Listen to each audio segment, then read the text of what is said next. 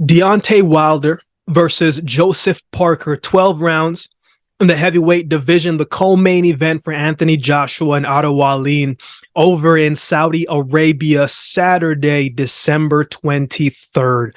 Let's get into it. Let's start with the bronze bomber, Deontay Wilder. 43 wins, 2 losses, 1 draw, 42 wins by way of knockout. Wilder is one of my favorites in the sport today. I relate to the stories, his passion, his love for people, the difficulty in his upbringing, from how the mentality he's cultivated and built to get to this point. Some like Wilder, some don't, but he deserves the respect. He stands on what he believes in his family and outside of the ring. I don't agree with everything Deontay Wilder does, but for the most part, I am in support of him. Inside of the ring, man, he's defended his title a whole lot since he won it, the WBC, back in 2015 by a unanimous decision over Bermane Stiverne. He's defended that title 10 times. He's got wins over Stiverne twice, Gerald Washington, Luis King Kong Ortiz twice, Dominic Breazeale, and most recently, Robert Helenius. And of course, we know he's been in the ring 3 times with Tyson Fury. He might not be the technical boxer like a Alexander Usyk, right? But he's got that thing.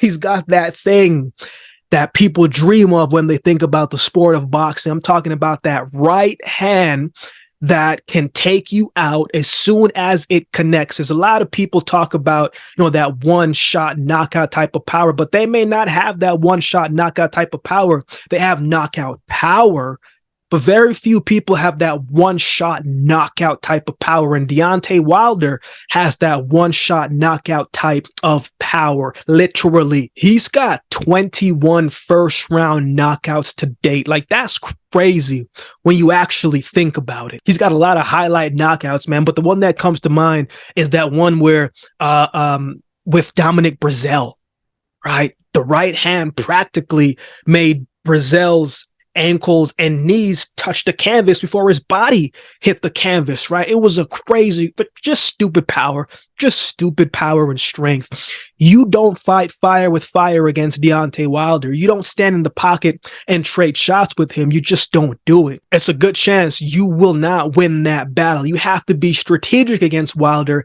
and engage, but not engage too closely where you're at harm. Right? Keep the distance and get ready to box Wilder. You have a much better chance of outboxing Wilder than you do trying to face him head on, right? Even when he fought Tyson Fury, I think it was the second time, he dropped Tyson Fury, and to this day, I'm not sure how Fury was even able to get back up. It's that one that you see on many times, especially on YouTube and the highlights, where that man was unconscious and then he just got up like he was the Undertaker, like we're watching WWE. You know what I'm saying? And he, even though that fight, that count was a little bit long, but I digress. But Fury each time had a great game plan against him, man. He would box at times and stand in the pocket, do what he needed to do, and then get out of it. Tyson Fury also has the ability, man. He's always been the bigger guy. Yes, physically taller, but he's always been the guy who weighs more than most of his opponents. And against Wilder, he knew, hey, man, this guy's going to get tired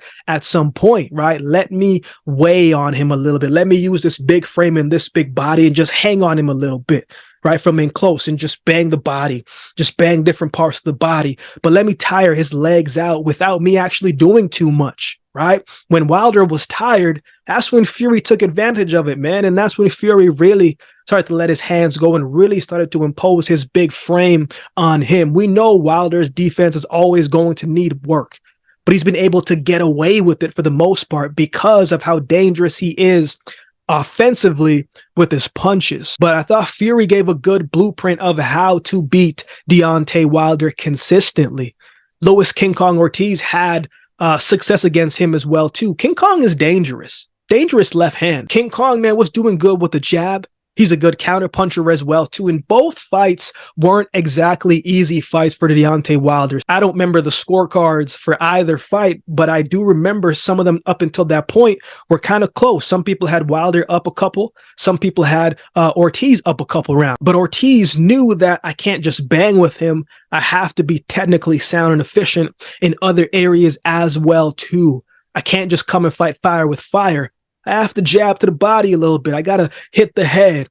I got to give different angles. I got to move around the ring. I can't be stagnant. I got to make sure that I'm on my P's and Q's, because Deontay Wilder, not only is he a massive human being, but the reach that he can reach and extend and hit you with is crazy as well, too. He has a big reach, and he kind of throws from that reach in awkward styles and awkward ways, right? He throws punches from a bunch of different angles that the average heavyweight wouldn't be able to get to, but he's so long and rangy, he can lunge forward and push that thing through. And you're like, wait a minute, how did you get that? And with every time, even if it lunges, even if it's a light punch, if it connects, if a Deontay Wilder shot connects, even a jab, you are definitely going to feel it. And the thing is, man, with King Kong Ortiz is you cannot avoid him forever. And as well as King Kong was doing in both of those fights, all it took was one shot for things to change. When King Kong Ortiz had momentum, Wilder just hit him and it was done. It was over with. The momentum was gone. He was on the canvas. Wilder only needs one shot to close out the show. In his most recent fight, he fought Robert Helenius, and I saw a more patient Deontay Wilder, who was using his footwork to stay on the outside and take his time. It kind of looked like he was trying to show a little bit more boxing ability and skill. It was interesting. It was a little bit different, right? Helenius had him on the ropes and thought he was going to be able to take advantage of it, right? I was thinking to myself, okay, Robert Helenius, you know what I'm saying? You're lining him up in the corner. Now you're about to let the hands go. You're about to try to intimidate this guy. I'm like, that's what I'm talking about.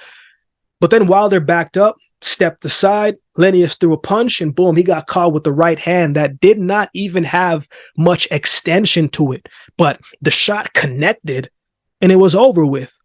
Deontay Wilder landed 3 shots, 2 jabs, and I wouldn't even call the jab that took out Helenius a power shot. It was just quick, snappy, and just heavy-handed. You know what I'm saying? Like, he's got that knockout type of power, man. And what better way to say that than what it looked like in his last performance? It did not last long. He needed 3 shots to close out the fight. If that's not knockout power, I don't know what is.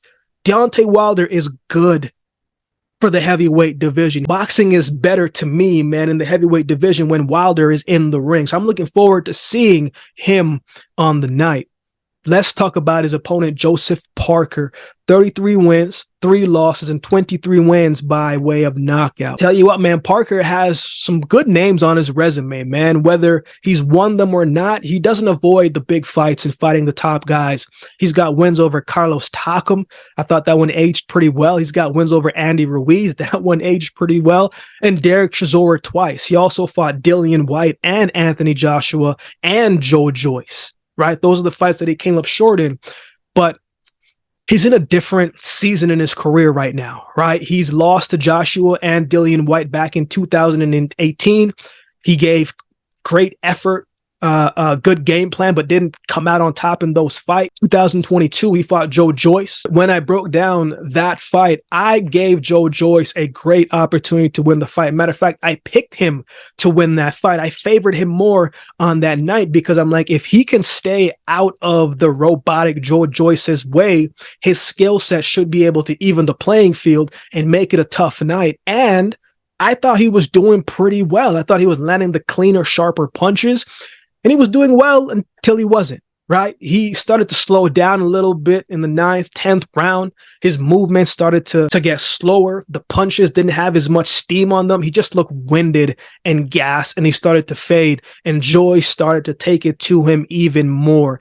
Joyce is a consistent puncher. He is very robotic, and he's heavy-handed. So he just took advantage of the more tired fighter, even though I thought Parker was the more skillful fighter and was doing really good. He gassed out at the wrong time against a puncher, and he lost the fight. After that, he outboxed Jack Massey in a rebound win.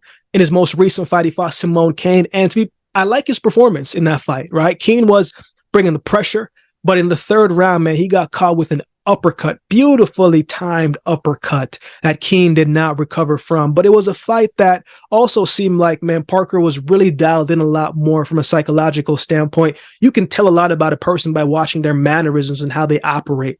And he looked dialed in. He looked focused. He knows, a fourth loss, it's not going to look good, right? The opportunity to fight for a title down the road and for getting these big fights, it doesn't look good if you continue to lose. And so he knows he's at a season in his career where it's like, man, I have to make sure every fight I try to find a way to win the fight and dominate the fight. Against guys who are not big names, you're supposed to win that fight. Don't play with it, right? Take them out as quickly as you can. And against Simone Kane, Parker did just that. Took him out with a beautifully timed uppercut. He's an accurate puncher, a sharp puncher, skillful, right? And he closed out the show against Keem, didn't play with it, didn't really look like he broke a sweat either. So he needs to be slick in the ring and make it a tough night for Wilder. He really can. He does have an opportunity and a good shot of winning this fight. His conditioning has to be right. And he has to be on his P's and Q's. He can't let his defense lapse by no means. It's going to be tough. But he does have the potential to win this fight. So who wins? Parker needs to box on the outside, man, and bring that calculated pressure to keep Wilder honest and balanced. Wilder, with the height advantage and the reach advantage, is explosive too. And he can lunge at you, as I said, and land big. He might just come forward. Obviously, we're not sure what type of game plan either of these men are going to have until we see it in the night. If he's getting the version of Deontay Wilder that fight Robert Helenius, he's going to take it at a little slower pace. He's going to try and box a little bit more and set things up a little bit more. And so Parker, if that's the case, has to take advantage of an indecisive Deontay Wilder. If Wilder is bringing the pressure, Parker needs to use his feet and get ready to counter and make Deontay Wilder pay when he swings and misses. When Deontay Wilder misses a shot, he loads up on and he misses. And when that happens, you got to take advantage of it and make it pay every single time. With that being said, I just don't think Joseph Parker is going to be able to avoid Deontay Wilder for 12 rounds. I have the Bronze Bomber winning this fight by knockout, TKO, some form of stoppage. He's going to get touched at some point. And one thing about Deontay Wilder that has proven to be true is he does not need a whole lot of punches in order to close out the fight. All he needs is one. And if one connects, I don't think Joseph Parker gets up from it. He needs to be cautious of that if he wants to win. He needs to be consistent and he needs to stay out of range. I don't think he'll be able to do it for 12 rounds. I like Deontay Wilder by knockout. What are your thoughts on this fight? Who do you have in this one? Let me know in the comment section below. If you'd like to support the channel, there's a couple ways you can do so. You can like, comment, share, subscribe to the channel. If you'd like support by way of donation, you can find options in the description below. Also, my Cash App handle will be on screen as well. Any amount goes towards the growth of this channel and will be greatly, greatly appreciated. So to everybody that continues to like, comment, share, and subscribe to the channel, man, I appreciate each of you. Over the weekend, we have surpassed over 4,000 subscribers. Just want to say thank you to everybody that continues to like, comment, share, support the channel, engage in the community, man. I appreciate every single one of you. I don't take your eyes nor your ears for granted. Thank you for rocking with the channel. So with all that being said, if you've been watching the video, this don't do me a favor and subscribe to the channel, and we'll definitely see you next time.